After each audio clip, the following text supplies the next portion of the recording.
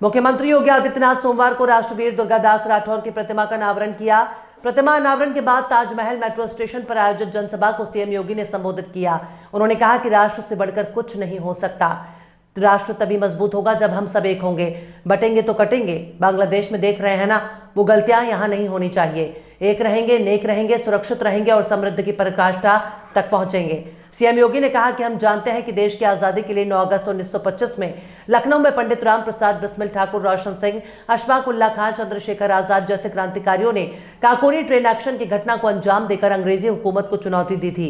उस समय अंग्रेजी हुकूमत हिल गई थी। ट्रेन एक्शन में इन क्रांतिकारियों को महज 4600 रुपए मिले थे, लेकिन उन्हें गिरफ्तार करके सजा दिलाने के लिए अंग्रेजों ने 10 लाख रुपए खर्च कर दिए, लेकिन तब भी आजादी की लड़ाई कमजोर नहीं पड़ी। करूंगा और वहां पे महाराजा जसवंत सिंह को वहां धोखे से अफगानियों का मुकाबला करने के लिए लेके चला गया और पीछे से हमला करके उनकी हत्या कर दी। उनका छोटा पुत्र, एक ही पुत्र अजीत सिंह था, राजकुमार अजीत सिंह अकेले रह गया। रानी का जो पुत्र था अजीत सिंह, उसको उसने धोखे से मारने का एक षड्यंत्र रचा और मुगल सैनिकों को भेज करके उन्हें कैद करने का प्रयास किया।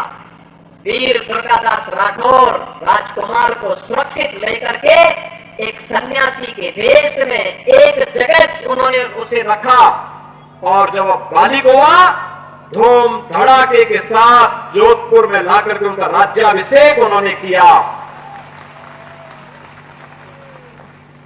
वीर दुर्गादास राठौर की जो ये लड़ाई थी, ये लड़ाई केवल अपने स्वामी के लिए नहीं थी, बल्कि राष्ट्र के लिए थी, स्वदेश और स्वाभिमान के लिए थी, स्वधर्म के लिए थी कि हम विदेशी हुकूमत को बाल बांका नहीं करने देंगे अपनी मातृभूमि का।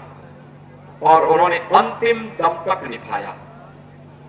जब अजीत सिंह जोधपुर के राजा बन गए तो उन्होंने वहां के प्रधानमंत्री के रूप में दुर्गादास राठौर को वहां का दायित्व सौंपने के लिए अनुरोध किया, लेकिन राष्ट्रवीर दुर्गादास राठौर ने कहा नहीं, मैंने अपने राजा महाराजा जसवंत सिंह को जो आश्वासन दिया था, मुझे वह निभाना था, वो मैं निभा चुका हूं।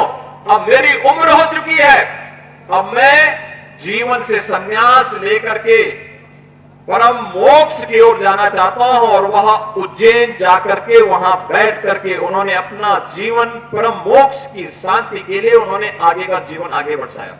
और 81 वर्ष की उम्र में वे साकेत धाम को मोक्ष को उन्हें वो मोक्ष प्राप्त होता है। बहनों और भाइयों, जिस देश में दुर्गादास राठौर जैसे महान वीर पैदा होते हों, उस देश का कोई विदेशी आक्रांता कैसे बालमाका कर सकता है। और भारत की आजादी अगर वापस आई, भारत आजाद हुआ तो ऐसे वीरों के कारणों से